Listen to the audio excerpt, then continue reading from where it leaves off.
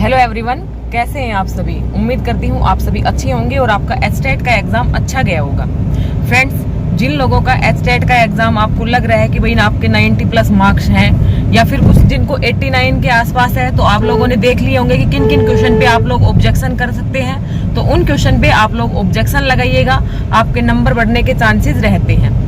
अब इस वीडियो के अंदर हम लोग बात करेंगे कि भाई जिनकी तैयारी में कुछ कमी रह गई वो किस प्रकार से आप अपने आगे की तैयारी कर सकते हैं। सबसे पहले तो आप लोगों को बिल्कुल भी डिमोटिवेट फील नहीं करना है, इसको एज ए एग्जाम समझना है, ज्यादा कुछ बर्डन अपने ऊपर नहीं लेना है। और जिनका एचटेट अच्छे नंबरों से पास हो रहा है उनके लिए भी मैं स्ट्रेटजी बताऊंगी कि आगे आपको किस प्रकार से आप किस एग्जाम की प्रिपरेशन कर सकते हैं। तो चलिए वीडियो स्टार्ट करते हैं।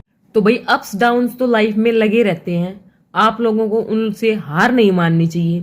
अब भाई जो आपका एचटेट का 2024-25 का जो एग्जाम हुआ था, आपका 30-31 जुलाई को जो एग्जाम कंडक्ट करवाया गया है, ये आपका भाई 2024 वाला था, ना कि 2025 वाला। तो अब आप आगे क्या कर सकते हैं, जिनके अच्छे मार्क्स हैं उनको क्या करना चाहिए, जिनके अच्छे मार्क्स नहीं आए हैं वो क्या कर सकते हैं, सारी बातें हम लोग यहाँ पे देखने वाले हैं। तो चलिए भाई 1 बाय 1 देखते हैं। अब देखिए भाई जिनके 90 प्लस बन रहे हैं, अब देखो कुछ लोग ऐसे भी हैं भाई जिनके 89, 90 और 91, ये तीनों जो कैटेगरी में जो बच्चे आ रहे हैं उनको क्या करना है कि भाई जिस क्वेश्चन में आपको लगता है कि ऑब्जेक्शन बन सकता है, हालांकि फीस तो इसकी 1000 रुपए है, लेकिन अगर आपको लगता है कि आपका जो ऑब्जेक्शन है वो बिल्कुल वैलिड है तो आप लोग ऑब्जेक्शन जरूर लगाइएगा। 1000 रुपए चले जाएंगे कोई बात नहीं, लेकिन आप लोगों का एग्जाम क्लियर हो सकता है। तो 3 क्वेश्चन जो 89, 90 और 91 की जो कैटेगरी में है उनको ऑब्जेक्शन लगाने हैं, इस चीज का आपको ध्यान रखना है। अब भाई मैं बात करूंगी जो आराम से भाई 91 के प्लस जा चुके हैं आपके और जो 90 के नीचे हैं, उन दोनों के बारे में बात करेंगे। 2 कैटेगरी आप लोगों के सामने बन जाती है। देखो भाई, अब पहले मैं बात कर लेती हूं जो भाई 90 से कम रह गए उनके बारे में बात करूंगी। उनको बिल्कुल भी हतोत्साहित होने की जरूरत नहीं है कि आपके 90 से कम नंबर रह गए। भाई रह गए तो इसमें ये देखो कि आप मतलब हार मत मानो, ये देखो कि कहाँ पे कमी रह गई और उन कमियों को सुधार करो अपना। तो अब जब हम इसमें देखते हैं तो भाई देखो, आपके एक जनरल सेक्शन होता है, एक आपका होता है भाई सब्जेक्ट स्पेसिफिक। जनरल सेक्शन में आपके CDP, Hindi, English, GK, math, reasoning, ये 6 सब्जेक्ट आते हैं। और एक होता है भाई आपका सब्जेक्ट स्पेसिफिक जो आपका 60 मार्क्स का आता है।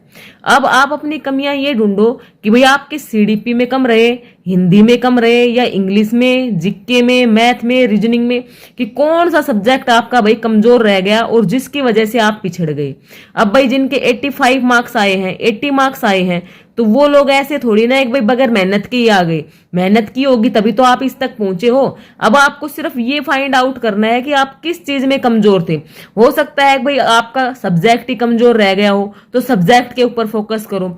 किसी किसी का क्या होता है भाई सब्जेक्ट तो स्ट्रोंग हो जाता है पढ़ते पढ़ते, लेकिन उनको सीडीपी में मुश्किल आई है, हिंदी में मुश्किल आई है, इंग्लिश में मुश्किल आई है, ठीक है, जीके, मैथ, रीजनिंग अच्छा नहीं था। तो अपनी कमियों को आइडेंटिफाई करो खुद से और फिर उसके ऊपर वर्क करो आप। तो जब आप इस प्रकार से अपना ध्यान करोगे तो देखो आपके सामने गोल्डन चांस आ रहा है कि आप लोगों को 4 महीने बाद ही दोबारा से पेपर देखने को मिल जाएगा एचटेट का। और ऐसा भाई पहली बार है, हर बार तो आप 1 साल का वेट करते हो, लेकिन अब आपके इस वाला जो एचटेट था आपका 2024 वाला, ये डिले करते करते आपका इतनी लेट आ गया कि अब आपको नेक्स्ट जो एचटेट एग्जाम है उसके लिए 4 महीने ही बचे हैं।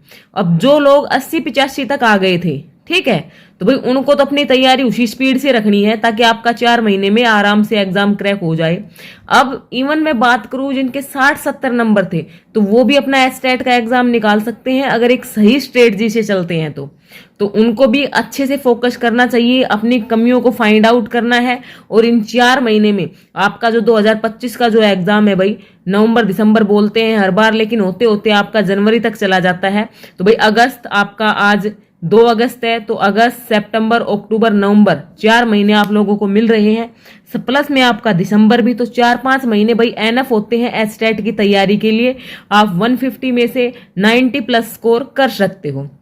तो भाई पहले तो मैं उन्हीं के बारे में बात करूंगी जिनके बेचारे कमजोर रह गए थे, तो उनको बिल्कुल भी हारना नहीं है, ठीक है।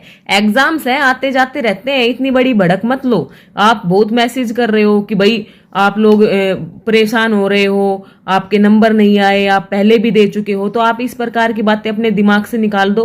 कोई बात नहीं भाई, एग्जाम था, हमारे अंदर ही कोई कमियां रह गई होंगी, उन कमियों के ऊपर फिर से काम करेंगे और हम फिर से निकाल जाएंगे। तो इस प्रकार से अपनी एक सही स्ट्रेटजी बन के काम करो आप। मैंने इवन अब की बार कुछ ऐसे लोग भी देखे हैं, ठीक है, मेरे नोन ही हैं, और जो मेरी पूरी गाइडेंस से पढ़ रहे थे, तो उनके क्या था कि वो 2-3 बार पहले एग्जाम दे चुके थे और वो लोग 88 और 89 पर आकर के रुक जाते थे। लेकिन अब की बार उन लोगों के भाई 116 नंबर आए हैं टीजीटी के अंदर, तो बिल्कुल I am proud of her. तो जब उसके 116 नंबर आ सकते हैं 88 से, तो आप लोगों के भी आ सकते हैं। वो क्यों आ गए भाई? क्योंकि एक सही स्ट्रेटजी से काम किया।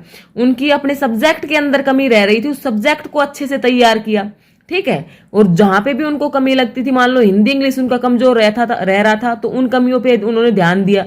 116 नंबर मायने रखते हैं, ठीक है। तो इस प्रकार से फ्रेंड, जब आप लोग कोशिश करोगे तो आप लोग भी निकाल जाओगे। ओके, अब भाई बात करते हैं जो 90+ है, जिनका आराम से, जिनको लग रहा है कि भाई उनके 90 नंबर आ जाएंगे और उनका एचटेट पास हो जाएगा। अब आपके रिजल्ट की बात करूं मैं, तो रिजल्ट आपका भाई 3rd वीक ऑफ अगस्त बोला गया है, यानी आपके 20-22 तारीख तक आपका रिजल्ट आने की पॉसिबिलिटी है।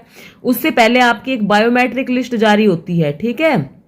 तो उस बायोमेट्रिक लिस्ट में जब आपका नाम आ जाता है, तो आप कंफर्म हो जाते हो कि भाई आप का जो एचटेट का एग्जाम है वो श्योर क्वालिफाई हो रहा है। तो जब आपका बायोमेट्रिक लिस्ट में नाम आएगा, तो लगभग 15 दिन के आसपास वो लिस्ट आ जाएगी, आपको चैनल पर डाल दी जाएगी, आपको सूचित भी किया जाएगा, आपके फोन पे भी मैसेज आएगा। तो आप सभी लोग चैनल से कनेक्ट रहिए।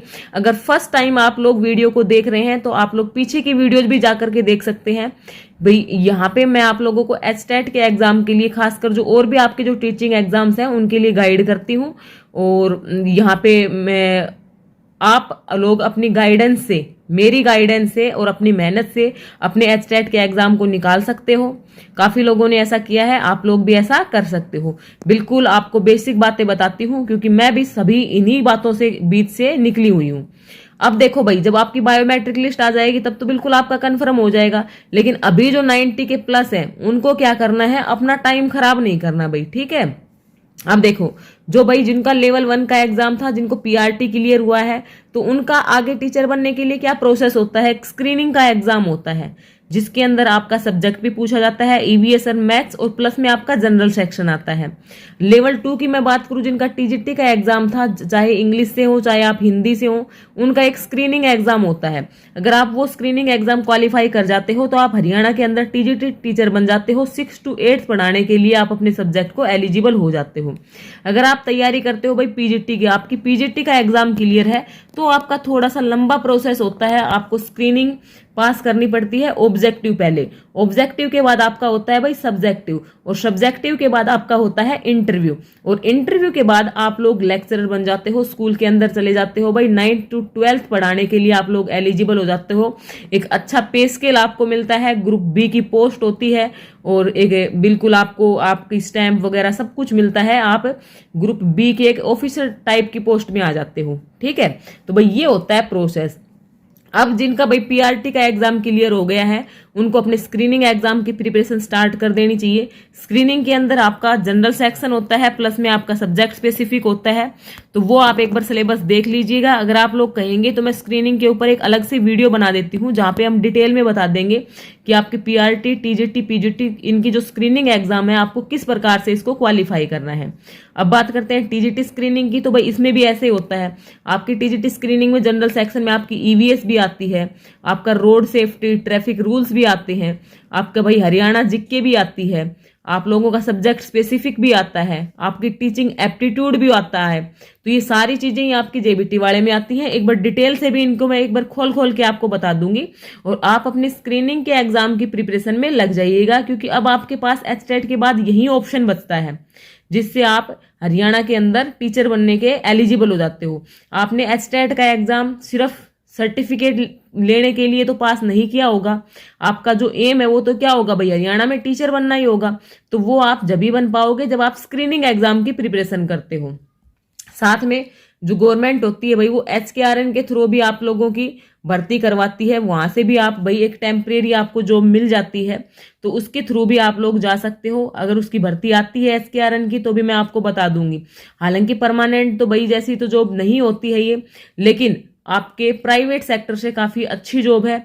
प्राइवेट में आप लोगों को प्राइवेट से अच्छी यहाँ पे आपको सैलरी मिल जाती है और काफी मतलब सही है प्राइवेट से। तो अगर आप लोग वैसे आप अगर एचटेट के बेस पे प्राइवेट में भी जाते हो तो अगर वहां पे भी अगर आपका टीचिंग जो आपका पढ़ाने का जो तरीका है वो अच्छा है तो आपको वहां पे भी अच्छा पे स्केल मिल जाता है। पीजीटी के अंदर भाई आपका स्क्रीनिंग होता है, ऑब्जेक्टिव होता है, सिर्फ आपका सब्जेक्ट यहाँ पे पूछा जाता है। पहले हरियाणा जीके भी पूछी जाती थी, लेकिन अब आपका सिर्फ सब्जेक्ट यहाँ पे पूछा जाता है। उसके बाद आपका वही सिलेबस होता है, उसी सिलेबस का आपका सब्जेक्टिव टेस्ट होता है रिटर्न में। जैसे आपने BA MA में लिखी होंगी ना कॉपियां, इस प्रकार से लिखते हो, फिर आपका वो क्वालिफाई हो जाएगा, फिर आप इंटरव्यू के अंदर पहुंचते हो और इस प्रकार से इन तीनों राउंड को क्लियर करके आप लोग लेक्चरर बनते हो। तो भाई ये प्रोसेस रहता है आपका।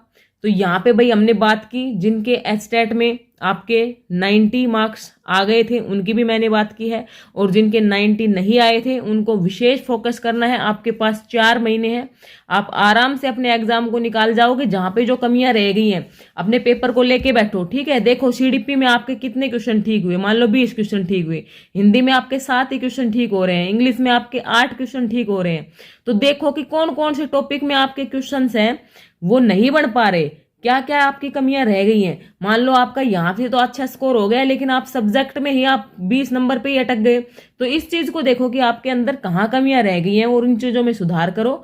तो आपका एचटेट पास होने से भाई कोई नहीं रोक सकता, और बिल्कुल भी हार तो आपको बिल्कुल भी नहीं माननी है। आप लोग भी जरूर जीतोगे, आप लोगों को भी अपनी तैयारी कंटिन्यू रखनी है। तो चलिए भाई इस वीडियो के अंदर इतना ही था। बाकी आपके क्या डाउट्स हैं और आप लोगों को भाई मेरी बातें समझ में आई तो आप लोग कमेंट करके बता सकते हो।